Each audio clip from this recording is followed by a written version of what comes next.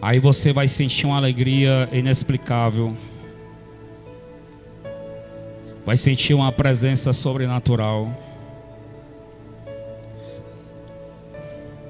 Essa presença vai mudar aí. Vai mudar aí, vai te dar uma... É mais do que uma sensação, vai te dar uma vida. Jesus não é um Senhor de emoções e de sensações, mas Ele é Deus de vida. Ele não é Deus de emoções passageiras. Ele é Deus que nos dá vida e vive em nós. Estou crucificado com Cristo. Já não vivo mais eu, mas Cristo vive em mim. Ele é Deus de vida. E a vida que eu vivo agora na carne, essa vida agora, este momento agora que você está vivendo, vivo pela fé no Filho de Deus, a qual me amou e entregou a si mesmo por mim. Essa vida que você está vivendo agora aí não é amanhã, não é a depois, é agora mesmo. Se você não conseguir viver a vida de Cristo agora, neste momento, nessa comunhão, em igreja reunida, jamais você conseguirá viver um momento como este em outro lugar. Se você não conseguir se apegar a Deus neste momento de comunhão fraterna, é longe deste lugar, é longe da igreja que você não vai conseguir. Porque aqueles que estão buscando a Deus em suas casas, nós podemos buscar a Deus, devemos buscar a Deus em nossas casas, no nosso quarto secreto. Mas quando a pessoa está buscando a Deus no seu quarto secreto, o maior desejo que ela tem é de estar na casa do Senhor. A pessoa que não tem desejo de vir para a casa do Senhor, jamais ela está buscando o Senhor em casa. Porque quando o Espírito Santo nos desperta dentro de casa, o lugar mais desejável é a igreja, é a comunhão com os irmãos, é ouvindo a palavra. Quando a pessoa não quer ouvir a palavra, quando a pessoa tem repulsa da igreja, é porque ela não está buscando em casa. Ela não busca. Ela não busca. Tem gente que diz assim: eu não preciso ir para a igreja, eu não quero ir para a igreja, eu quero buscar em casa. Mentira. Se você buscasse em casa, você teria um desejo forte de estar na igreja todos os dias. Quanto mais eu busco, mais eu tenho desejo de estar na igreja. Quanto mais eu tenho comunhão com Deus no meu quarto secreto, mais forte desejo eu tenho de estar na comunhão com os irmãos.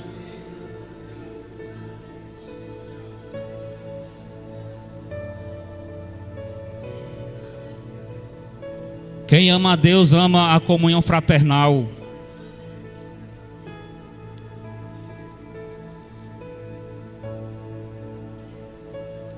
Sinta Ele, viva Ele, flua nele, caminhe nele, respire nele, agrade a Ele, mergulha nele, desce nele, una-se, fica em unidade, fica nessa comunhão.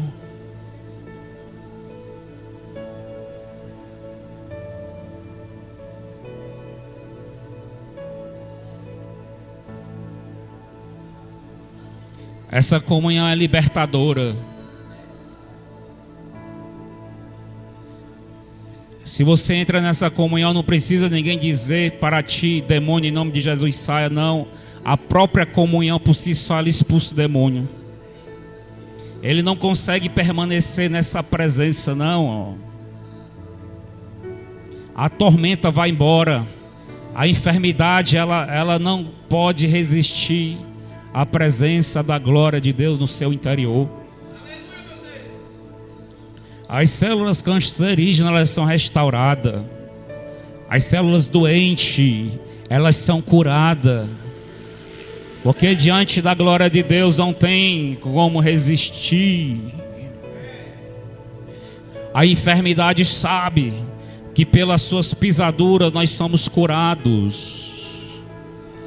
a enfermidade, a tormenta, a aflição, ela sabe que Jesus, quando Ele morreu na cruz, Ele morreu para nos dar salvação completa. Ele salva a nossa alma e Ele salva o nosso corpo das enfermidades físicas. E Ele salva a nossa alma de toda aflição. Ele nos dará salvação, cura o nosso corpo físico e sara a nossa alma, é completa a salvação. A salvação não é só depois que você partir para a glória. Não precisa ter um velório com teu rosto estampado num caixão para você ser contemplado com sacrifício vicário. O sacrifício vicário é completo. É para você, Ele te salva na terra e te salva para o céu. Você está salvo. Você está salvo. Não precisa esperar o teu sepultamento para você saber disso. Você está salvo. O seu corpo está salvo das enfermidades físicas. A sua alma, ela está salva desta aflição, dessa depressão, dessa angústia. O sacrifício nos dá vitória completa.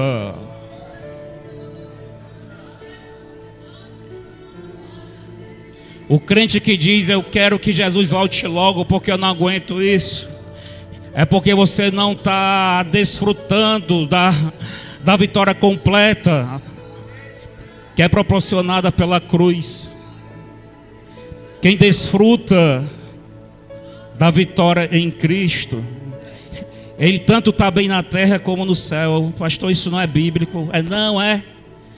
Foi o que Paulo disse. Paulo disse: rapaz, aqui para mim na terra está bom, mas se eu for para o céu também está bom. Eu tenho tudo como ganho. Para mim nada é perca. Se eu ficar na terra está bom, se eu for para o céu também está bom, porque eu tudo reputo como ganho. Por que Paulo disse isso? Porque ele reconhecia que o sacrifício de Jesus na cruz fazia ele viver tanto bem na terra como bem no céu.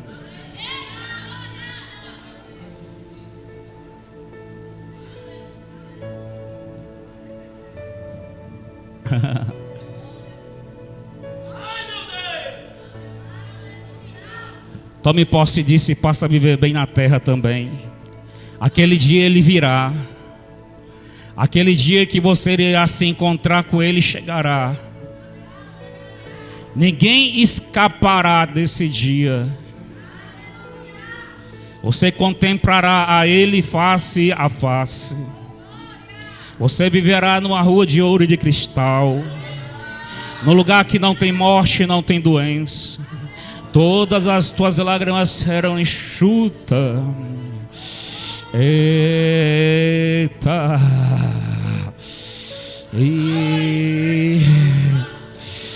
Mas eu quero que você saiba que a atmosfera celestial está no céu, mas está no meio dos crentes. Eita, Madagaço. Portanto, aqui eu não permito nenhuma enfermidade. O teu corpo está salvo.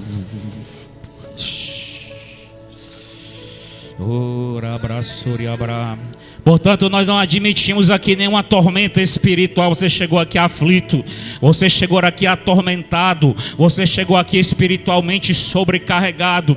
Eu não permito, no nome de Jesus, nenhuma sobrecarga espiritual, nenhuma enfermidade no corpo, nenhum mal não é permitido. Acredite nisso. A tua vitória completa é no corpo, na alma e no espírito, é na terra e é no céu.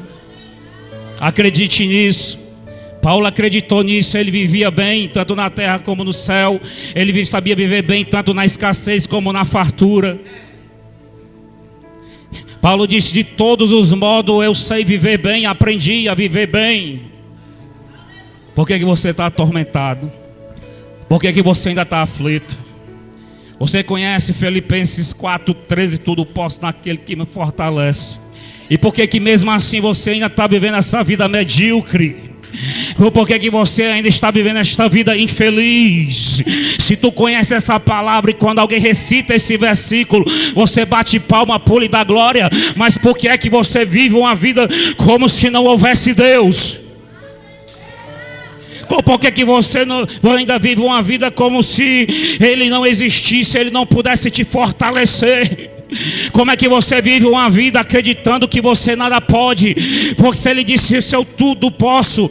Paulo disse, tudo posso. É tudo posso naquele que me fortalece. Tem alguém que fortalece. Tem alguém que renova. Tem alguém que te sustenta. Tem alguém que te proporciona isso. Tem alguém que te ajuda. Tu não pode, mas Ele pode.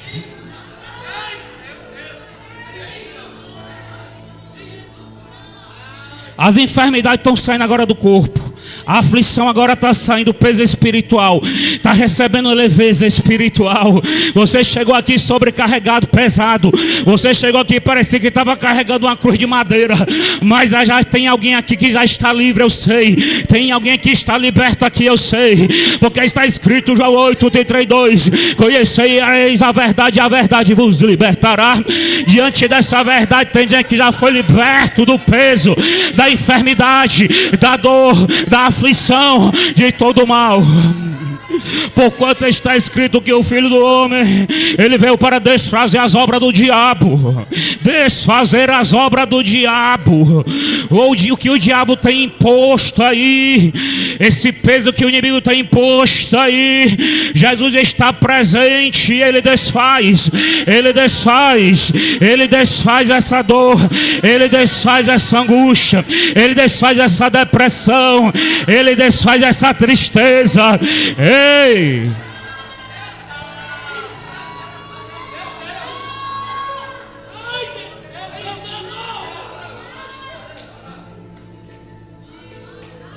Ele me fortalece, é por isso que eu posso. Ele me fortalece, por isso que eu creio. Ele me fortalece, por isso que eu chego lá.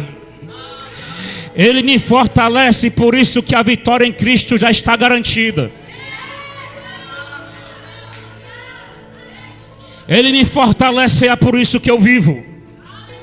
Ele me fortalece, é por isso que eu triunfo. Ele me fortalece, Ele vencer o mundo, por isso que eu posso vencer o mundo.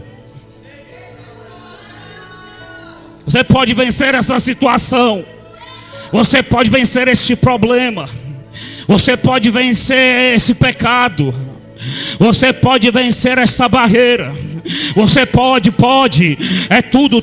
Não tem restrição. Não tem exceção.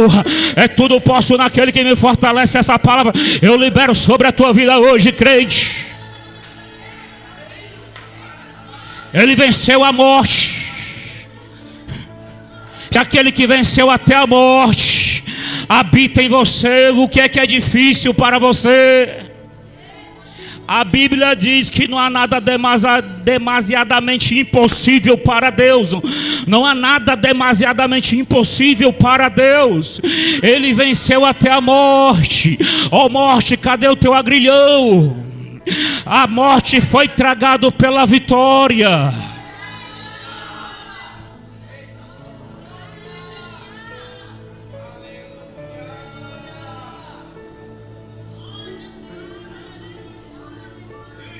Se Ele venceu a morte, Ele está aí em você.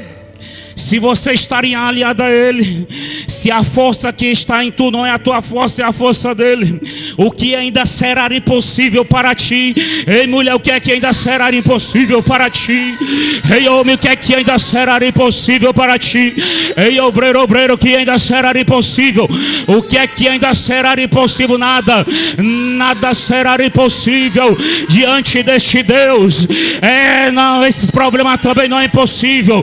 Essa causa, essa pendência também não é impossível de se resolver. Esse mal não é possível de sair. Essa confusão, esse godo não é impossível de desenrolar, desengodar. Não é possível desfazer este nó, não. Não é impossível desfazer este nó, essa amarração, esse engodo.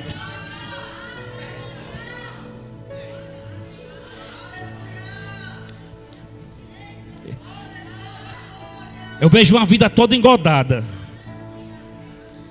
Eu vejo como se fosse vários cadastros de sapato, vários cordões emaranhados um no outro. Aos olhos dos homens é impossível desfazer. Não dá como fazer, é muito difícil.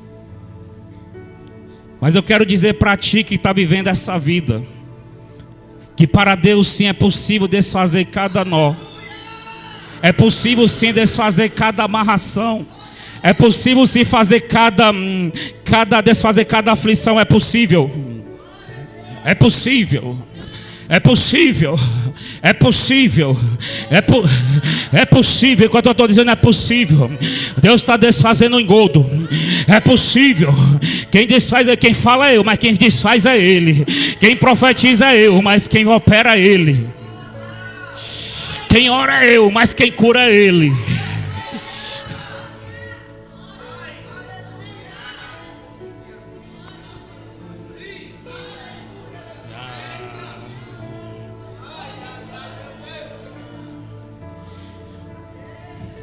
Ele só precisa de alguém com a vida totalmente rendida a Ele, para que Ele possa fazer. Deus é quem faz. Ele só precisa de alguém que tem uma vida completamente entregue a Ele, para que Ele possa fazer. Deus poderia fazer sem a ajuda de ninguém, mas Ele determinou por Ele mesmo fazer na terra se tiver alguém rendido, entregue e pagando o preço. Pastor, isso é mentira, onde é que está na Bíblia? Até a salvação. Deus, Ele poderia salvar o homem, perdoar o homem sem ninguém morrer na cruz. Mas o seu próprio filho teve que morrer na cruz para que Ele viesse salvar o homem. Então tem que ter alguém na brecha. Deus faz por meio do homem rendido, entregue, com a vida doada a Deus, a vida entregue nas mãos do Senhor. Alguém que deixou de viver a sua própria vida para viver a vida de Deus. Alguém que deixou de viver os seus próprios sonhos para viver os sonhos de Deus. Alguém que engavetou seus próprios projetos.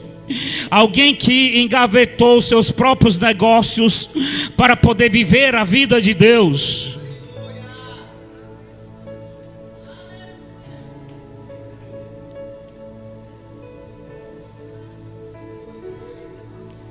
Aí quando Deus encontra, viu, Adriano? Quando Deus encontra alguém assim, aí por meio dessa pessoa, a misericórdia de Deus vem e Ele vai agir na vida de outras pessoas.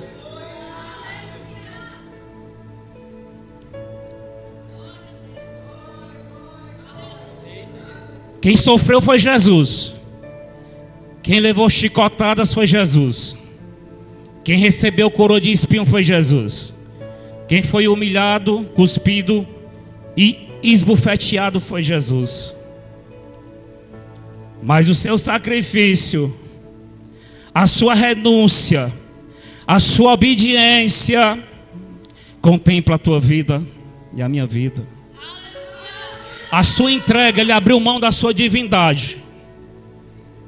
Ele abriu mão do seu trono. Ele abriu mão do céu.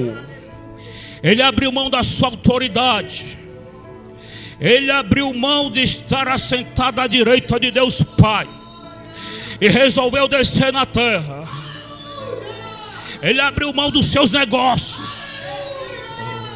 Ele abriu mão do seu trabalho. Ele abriu mão da sua mordomia. Ele abriu mão do palácio e veio para Lodebar. Ele saiu do palácio e veio morar em Lodebar. Porque ele sabia que se ele renunciasse a tudo por amor ao Pai, Deus te salvaria. Ele sabia que se renunciasse a tudo e passasse pelo flagelo, ele passasse pela moinha. Ele sabia que se ele renunciasse a tudo e passasse pela moinha nas mãos dos homens, carregasse a cruz dos homens, fosse humilhado nas mãos dos homens, passasse pela provação dos homens, ele sabia que se ele fizesse isso, o Pai ia se agradar e através dele ele ia te salvar.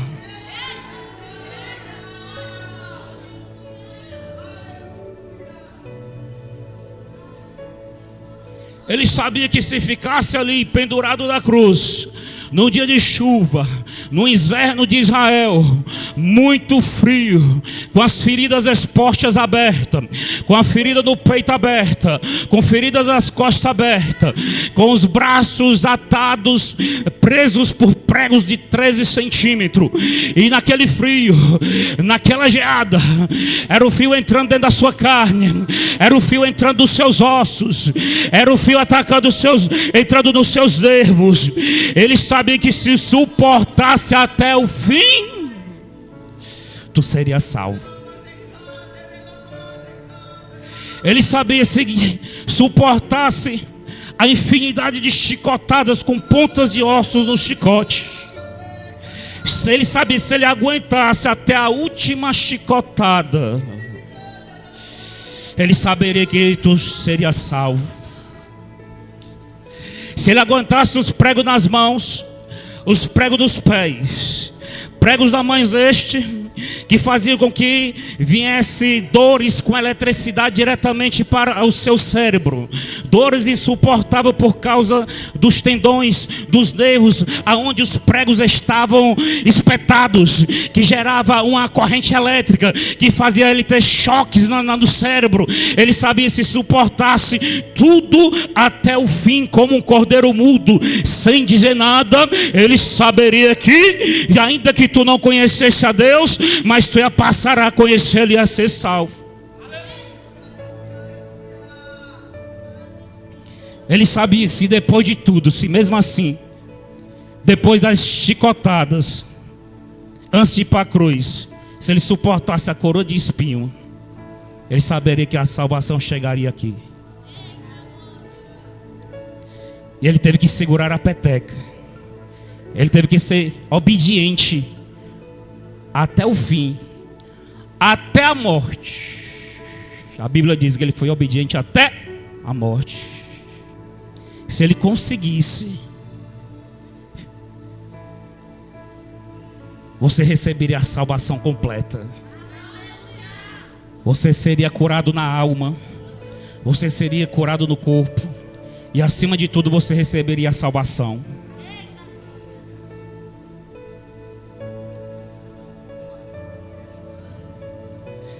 Ele sabia se ele deixasse seu sangue derramar até o fim, até sair água. O sangue foi derramando. E eles ficaram esperando o sangue dele derramar até ele não ter mais sangue. E como é que ele sabia que ele não tinha mais sangue? Quando eles foram com aquela estaca e furaram do lado de Jesus na cruz, e quando eles furaram ele, em vez de sair sangue, saiu água. Ali, agora eles tinham certeza que ele não tinha mais sangue.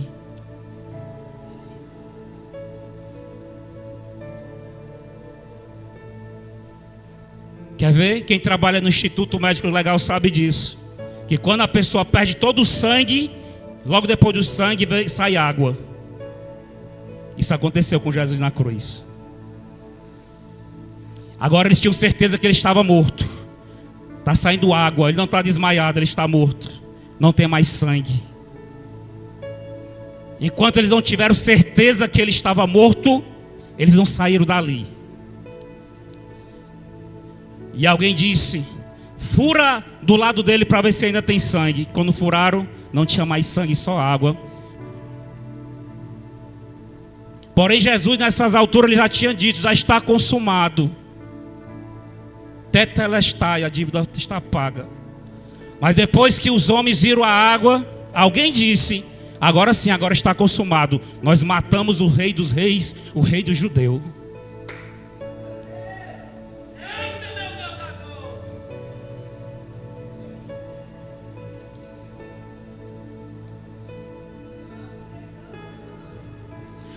Mas Oséias disse no capítulo 6, versículo 2: que por 2 dias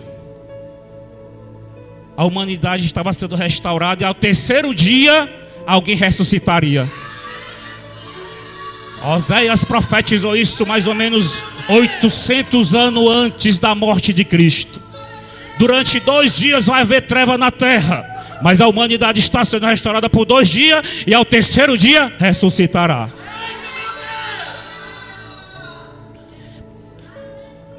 Isaías viu tudo, Adriano. 750 anos antes ele viu tudo. Ele viu alguém sem feição nenhuma, alguém que não tinha uma beleza para que pudéssemos desejá-lo, mas não porque ele era feio, mas porque ele estava flagelado, ele estava moído, estava torturado. Ele estava com os olhos esbufeteados. Isaías viu alguém andando pelas ruas de Jerusalém 700 anos antes.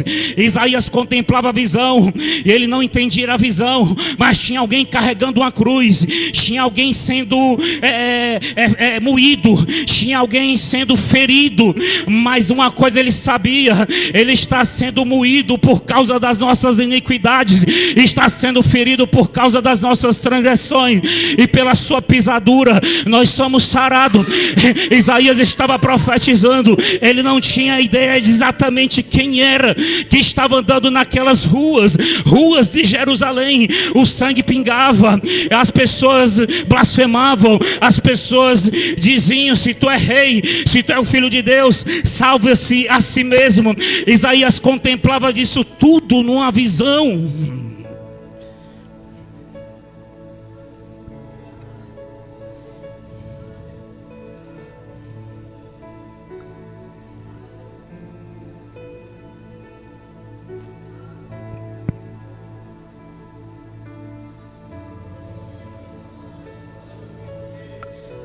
Oséias também viu isso.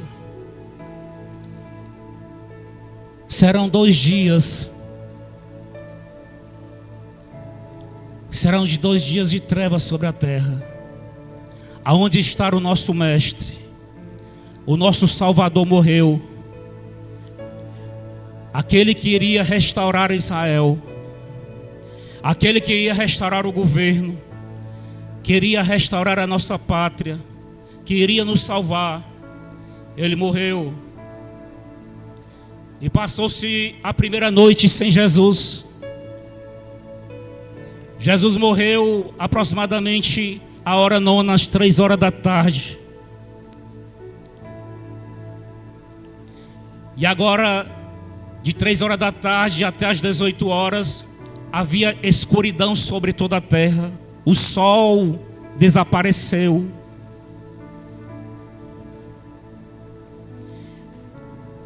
E toda a notícia se espalhava pelas aldeias, pelas ruas, pelas vilas de Jerusalém: Jesus está morto. E agora era a primeira noite sem Jesus. Era o primeiro jantar sem Jesus. Agora os discípulos entendiam que aquela ceia que tinha tido dias antes, 2 dias antes, era a última ceia. Foi a última ceia com Jesus. E agora eles tinham que ceiar, viu, Adriano, sozinhos. Primeira noite. Agora eles tiveram que dormir sozinhos. Agora fico pensando no questionamento. Fico pensando nas pessoas indagando. Fico imaginando os corações vazios por não ter Deus. Foi onde o salmista disse, aproximadamente 600 anos antes, ele perguntou: aonde está o teu Deus? Salmo 42. Aonde está o teu Deus? Os discípulos, os seguidores de Jesus viveram aquilo ali. Aonde está o nosso Deus? Porventura você já sentiu a ausência de Deus?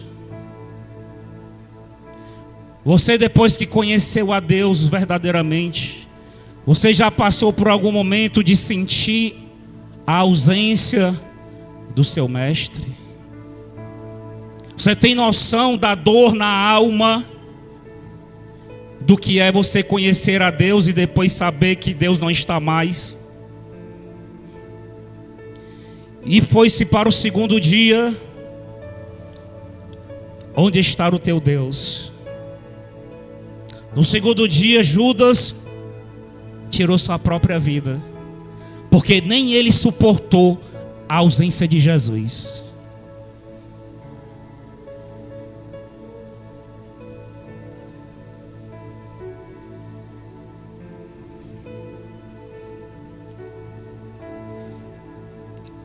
Ele não suportava a ausência do seu mestre. Ele perseguiu, ele mentiu, ele enganou, ele entregou, ele traiu. Mas no segundo dia da sua morte, ele não suportou a dor. E tirou a sua própria vida. Por quê? Porque o espírito que pairava sobre a terra era o espírito da morte. Por mais que no segundo dia o sol tenha voltado a raiar, mas espiritualmente todos continuavam em trevas. Foi-se a nossa esperança. É como diz no Salmo 100, se eu não me engano, 137.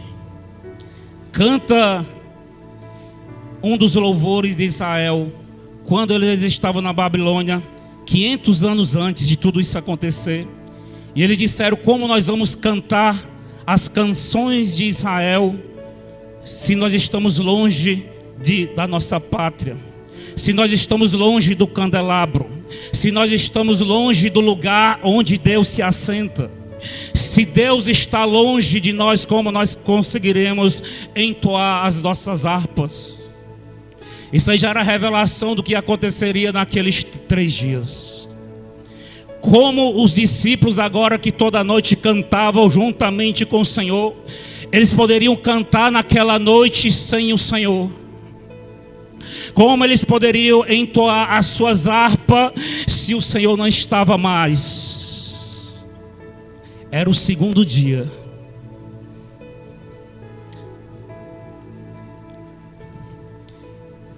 E amanhece agora o terceiro dia.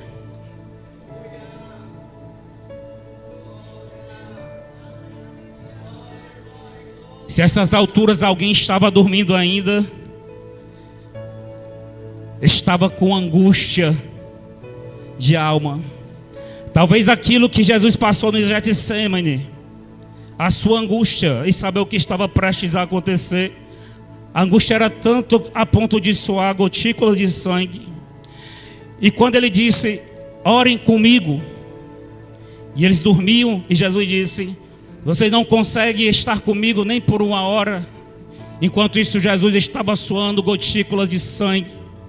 Mas agora eles sabiam, eu acredito que agora eles estavam passando pelo Getsemane também, porque aquela mesma pessoa que disse: você não pode orar comigo nem por 1 hora, agora não estava mais presente. Eu acredito que agora os discípulos, eles diziam: se ele estivesse aqui, eu não ia orar só 1 hora, eu ia orar 2 horas, eu ia orar 3 horas, eu ia orar 8 horas. Se ele estivesse aqui, implorando para que a gente ficássemos com eles apenas por 1 hora em oração. Se ele voltasse, eu prometo que eu vou orar 12 horas por dia, eu vou orar 10 horas por dia. Porque nessas alturas os discípulos estavam suando gotícula de sangue por causa da angústia que era extrema naquela madrugada fria do inverno de Jerusalém.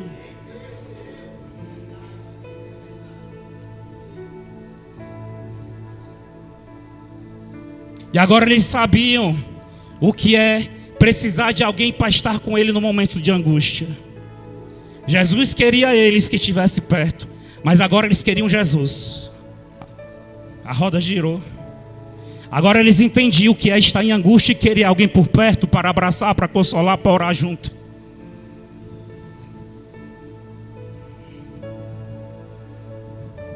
Agora eles estavam entendendo por que Jesus disse para eles: vocês não conseguem orar comigo nem ao menos por 1 hora. Agora eles estavam entendendo por que Jesus, sendo Deus, ele suplicou e se humilhou de tal maneira a homens terrenos.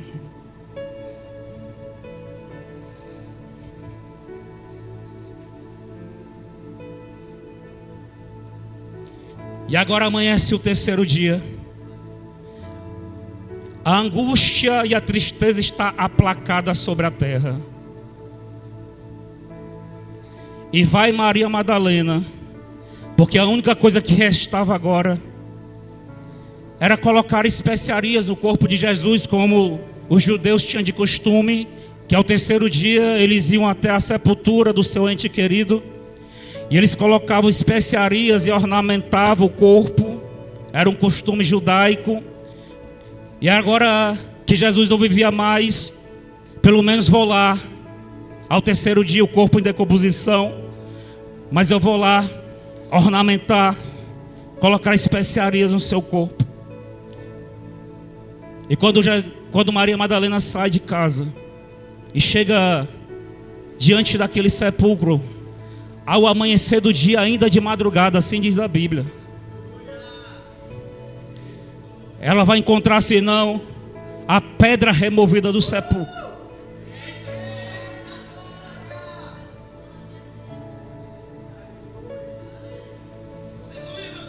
São 5 horas da manhã. Quem foi que levou o corpo do meu Senhor? E alguém aparece para ela e diz: porque tu procuraste o vivo entre os mortos? E Maria Madalena, cuidando que fosse o jardineiro, disse: se tu viste quem levou o corpo do meu Senhor, diga-me aonde o puseram. Então agora Jesus disse: Maria Madalena. E agora ela reconheceu a voz do seu mestre, porque a ovelha conhece a voz do seu pastor. Porque a boa ovelha conhece a voz do seu pastor. E quando Jesus falou, ela disse Rabone, que quer dizer mestre. A luz voltou a brilhar, o sol voltou a raiar, a cidade voltou a brilhar, porque a luz de Deus, a lâmpada reacendeu, o candelabro reacendeu, a chama do Espírito reacendeu, a esperança reviveu. A morte foi tragada pela vitória. Alguém perguntou: cadê a morte a tua força? Cadê a morte o teu agulhão? Cadê a morte o teu poder? E outro disse: a morte foi tragada pela vitória.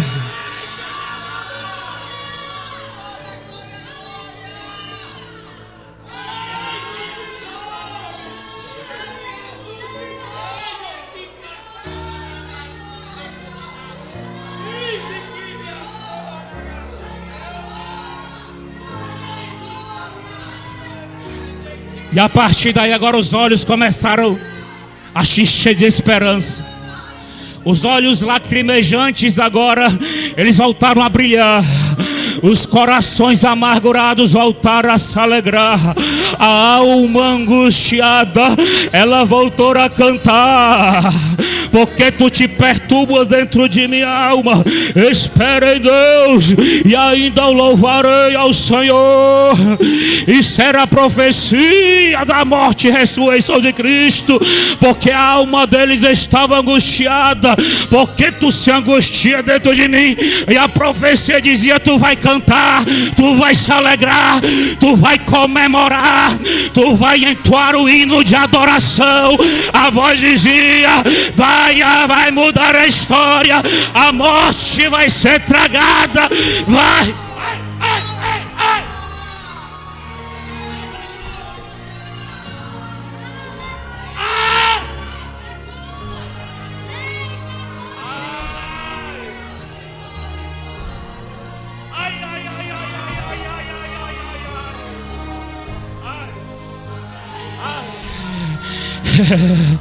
Crente, tu que está aqui hoje, tu pode cantar, tu pode voltar a adorar, tu pode voltar a se alegrar, tu pode voltar a ter esperança, tu pode voltar a ter fé, tu pode voltar porque Ele reviveu, Ele reviveu. A Bíblia diz: Lázaro ressuscitou, mas depois morreu. Talita ressuscitou, mas depois morreu. E muitos outros ressuscitaram, mas depois voltaram a morrer. Mas Jesus, ele morreu, ressuscitou e não morreu mais. Ele ainda vive e viverá eternamente. Lázaro ressuscitou, mas voltou para a sepultura. Jesus ressuscitou e a sua sepultura está vazia até hoje.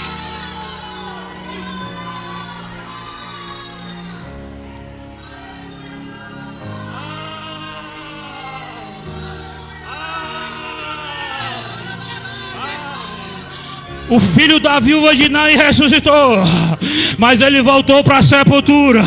Jesus ressuscitou, mas a morte não pode tragar, porque a vitória.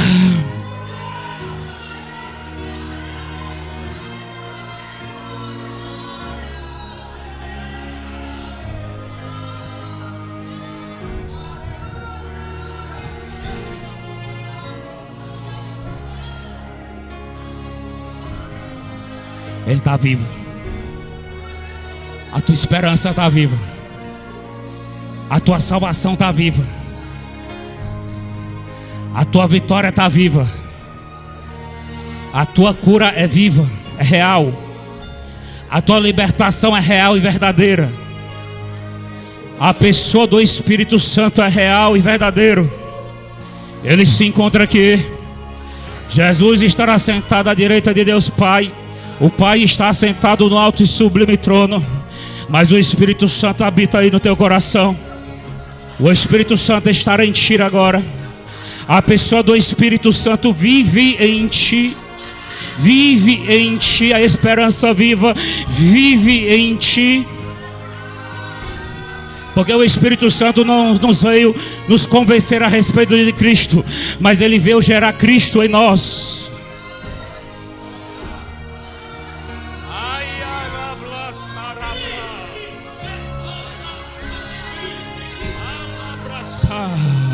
E o desejo do Pai agora é que cada um de nós sejamos um protótipo de Cristo na terra. Sejamos uma cópia idêntica, fiel, semelhante a Jesus na terra. Pastor, o senhor está pregando heresia.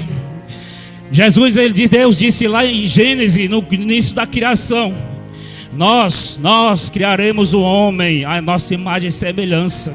Quem foi que falou isso? O Pai, Jesus e o Espírito Santo. A nossa imagem e semelhança, nós criaremos o homem. E agora que tudo se cumpriu, o sacrifício foi cumprido, agora você pode se posicionar em imagem e semelhança do Pai, do Filho e do Espírito Santo. Agora não é mais questão de que ter ser feito algo, porque o sacrifício já foi feito. Agora é apenas questão de se posicionar. O que tinha de ser realizado já foi realizado, Elivelto. Agora é só posicionamento. Toma a tua posição. Da imagem e semelhança de Cristo.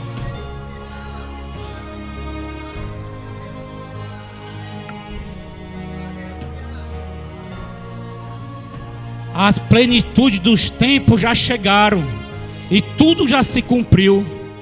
Tudo se fez novo e as coisas velhas já ficaram para trás. E agora tudo se faz novo. Não precisa esperar mais nada, porque foi profetizado pelos antigos profetas 1000 anos antes. 1000 anos depois das profecias já se passaram e tudo já se cumpriu. E nós já estamos há mais de 2000 anos que tudo vem se cumprindo. E agora posiciona.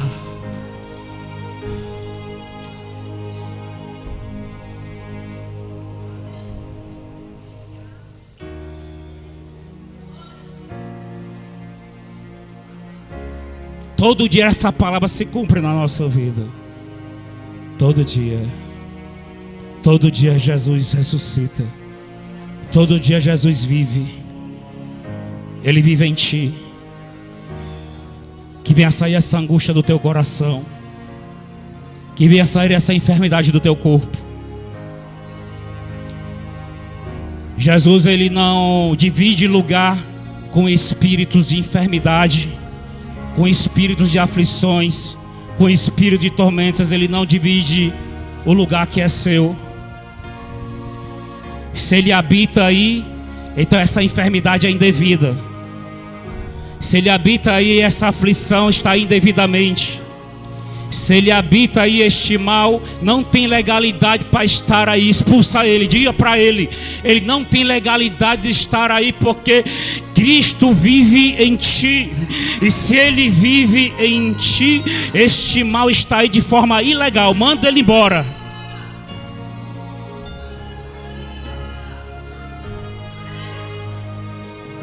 Ele está aí de forma irregular. Mostra o teu distintivo, crente. Mostra o teu distintivo para este mal. O teu distintivo como filho de Deus. Mostra para esta dor. Mostra para essa angústia. Mostra para este problema. Mostra para este cativeiro que tu vive. Mostra o teu distintivo de filho e filha de Deus e diz: eu tenho autoridade. Olha o meu distintivo. Portanto, tu que se encontra aqui de forma irregular e ilegal, sai de mim agora, sai daí agora, em nome de Jesus. Sai!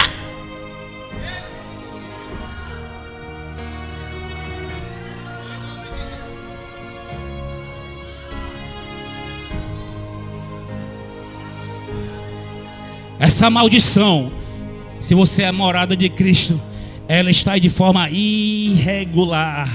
Ela é ilegal. Se está de forma ilegal, chama um guincho para poder rebocar essa maldição. Chama o reboque para poder tirar, para rebocar esta aflição daí. Ela está de forma ilegal, você tem autoridade para isso.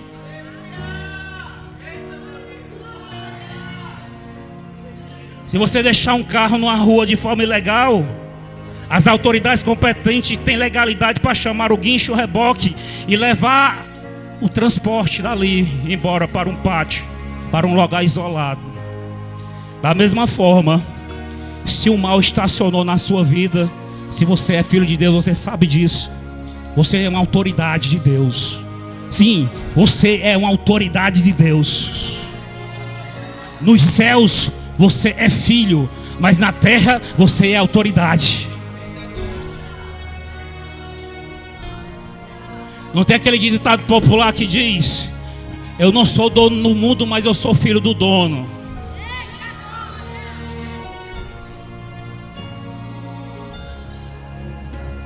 Tu vai dizer: demônio, eu não sou dono do mundo, mas eu sou filho do dono. Eu sou herdeiro legítimo. Eu não sou bastardo. Eu sou filho legítimo do dono, do rei, do Senhor, de Deus. Reconheça isso, que automaticamente ele vai se retirar da tua vida. Quando alguém está com transporte, um veículo irregular, não precisa autoridade policial chegar e mandar você tirar o veículo. Só em você ver ele se aproximando, você sai. Só em você saber que a viatura está próxima, você sai.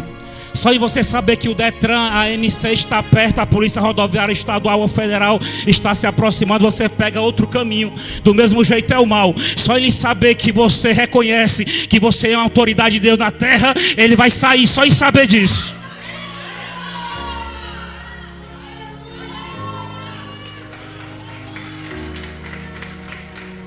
Só que você tem que reconhecer.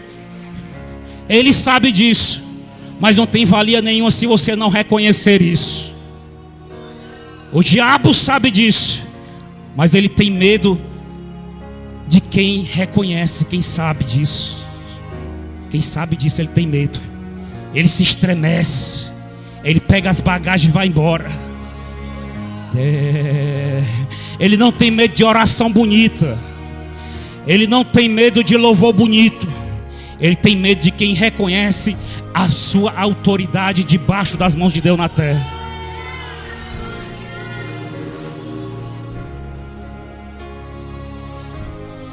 Se você começar a reconhecer isso aí agora, toda maldição que tiver na tua vida, ela vai detectar a presença de uma autoridade de trânsito nas proximidades.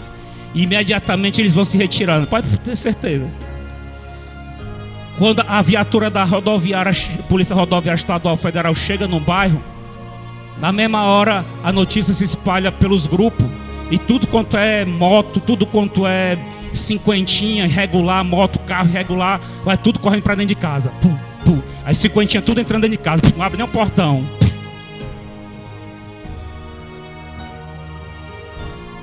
Por quê? Porque tem autoridade na área.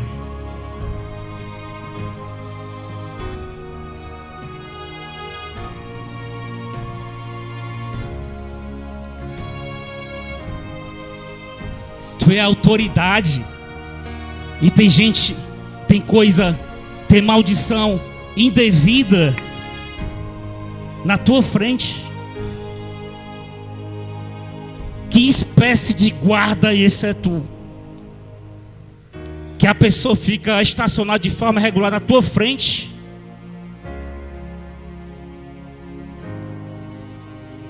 Mostra o teu distintivo. Diga para ele quem tu é. Mostra as tuas caras.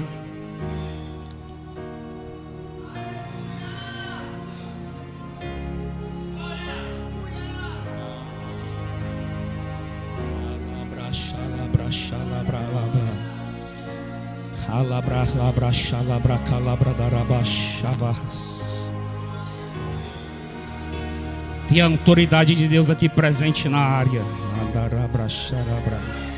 Se você ainda não conseguiu reconhecer isso, eu já estou reconhecendo isso. Se você não conseguiu ainda reconhecer isso em você, eu já estou reconhecendo em mim já faz tempo. Portanto, se tiver algo indevido aí, em nome de Jesus, eu ordeno que saia agora. Se tem algo irregular aí, eu ordeno que, em nome de Jesus, que solte agora. Se tem alguma enfermidade indevida aí, em nome de Jesus, sai desse corpo.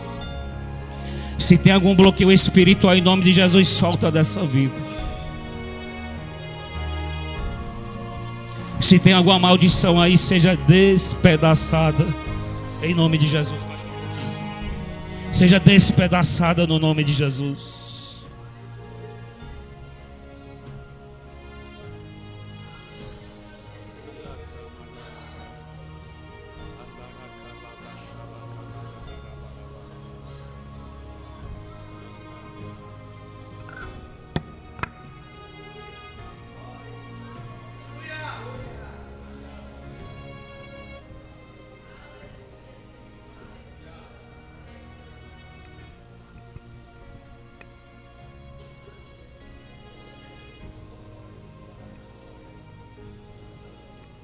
Amém? Até aqui.